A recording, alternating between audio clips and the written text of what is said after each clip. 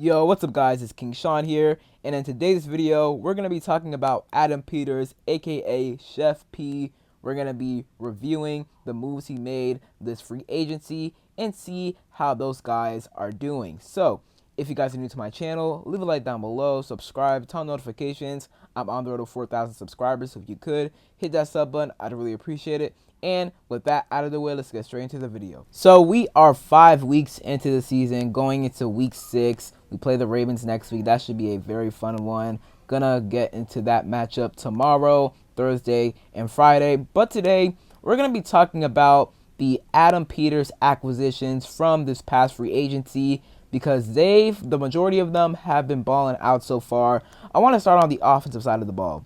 Tyler Biadasz, man, he has had an outstanding season so far. I think he's been one of the most underrated centers in the NFL so far this season. He's been honestly one of the best.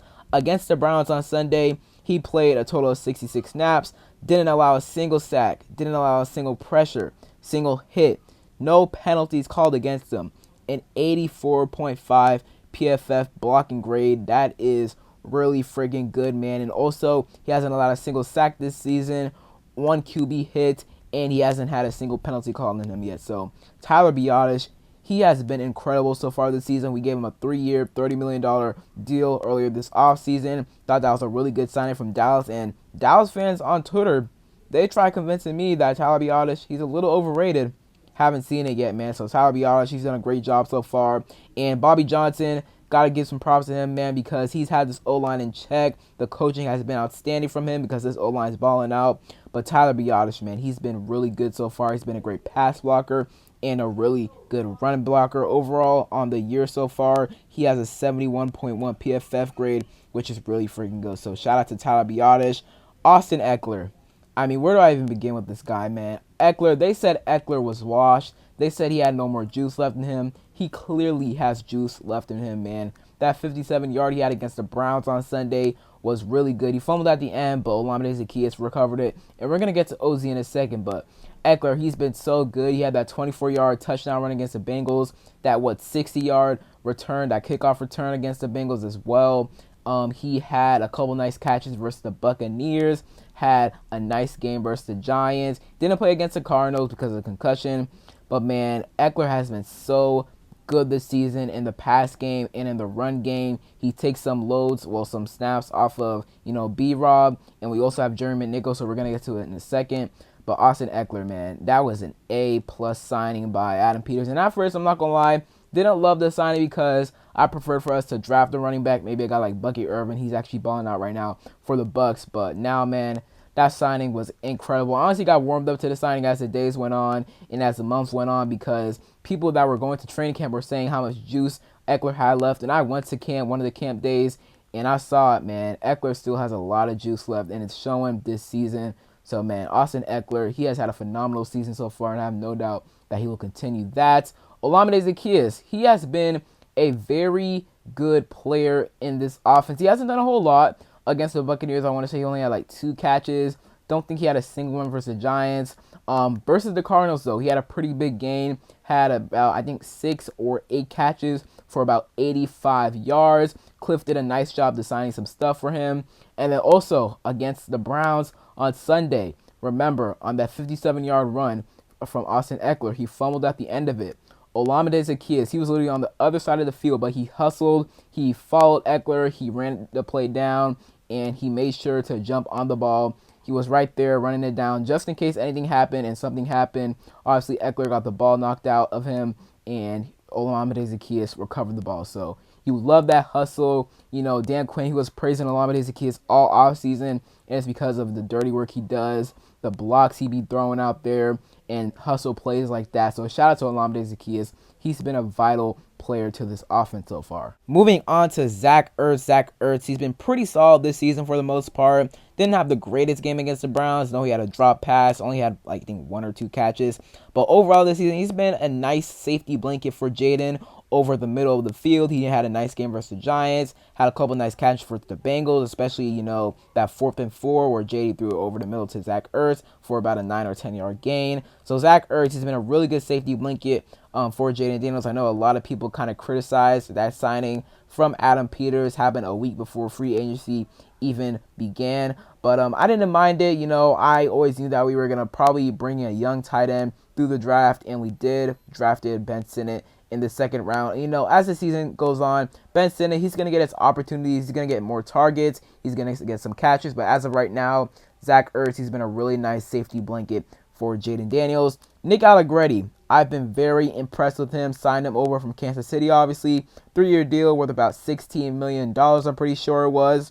He had 34 snaps on Sunday against the Browns, only allowed 1 pressure, and did not give up a sack. So that is really good.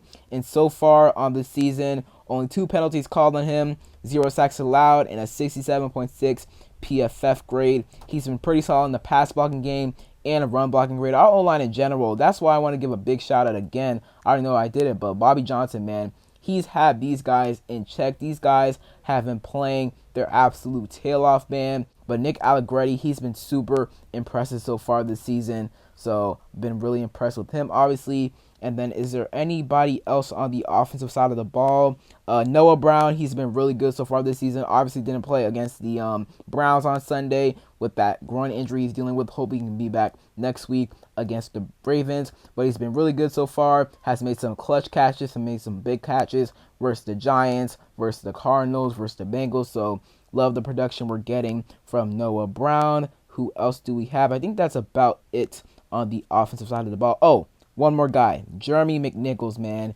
I'm not going to lie. When we first signed Jeremy McNichols, I just thought, camp body, probably going to get cut when, it's time for 53-man roster cut down day. But, man, Jeremy McNichols, I was wrong about him. I wanted to keep Michael Wiley over him, but Jeremy McNichols, man, he's been super good. That 3rd running back behind B-Rob and Eckler, man, he had a big game against the Cardinals, 2 touchdowns, did a nice job filling in for Austin Eckler.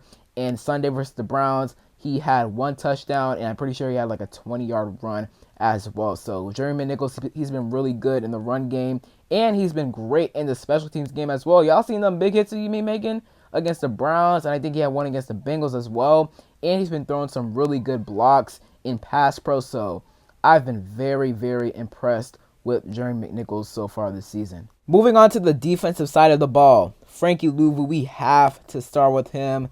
He's been an absolute dog this season, man. In the first 3 weeks, he was flying around, but I was kind of surprised that he wasn't getting to the backfield more. I'm not going to lie. I kind of expected him to have like an interception at this point in the season, but no one has gotten an interception yet, so it is what it is. But Frankie, man, last week against the Browns and the week before against the Cardinals, he's been an absolute dog. Like, he is just flying around out there. On 10 pass rushing snaps, week 5 against the Browns on Sunday, a 91.6 pass rush grade. You know how crazy that is? I mean, that is just insane. 2.5 sacks, 4 pressures, 30% pass rush win rate. Man, Frankie, he's just been amazing. And obviously the box score against the Browns on Sunday, 7 total tackles, 3 QB hits, 2.5 sacks, like I just stated a minute ago, and that fumble recovery that Bobby Wagner forced. We're going to get to B-Wise in a second, obviously. But Frankie, man, he has been an absolute dog so far this season. I love the vibes he brings to the locker room, the energy. It's just amazing to have this dude on our team. It's so good to have actual linebackers on the team. Speaking of actual linebackers, Bobby Wagner, what an amazing signing by Adam Peters, man. Being able to bring in Bobby Wagner, and, shout out to Dan Quinn, because he obviously was the defensive coordinator for the Seahawks back in 2012, 2013, when Bobby Wagner was obviously there with the Seahawks. And I feel like that was one of the biggest reasons as to why Bobby Wagner even said it himself. Like, Dan Quinn being our head coach is one of the biggest reasons as to why, he decided to come here.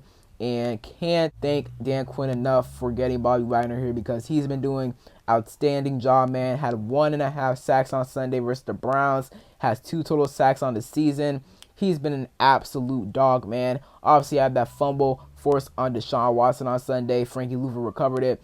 That duo is absolutely incredible. So shout out to Bobby Wagner and Frankie Louvu. Those 2 guys have been amazing. And shout out to Adam Peters for bringing those 2 guys in.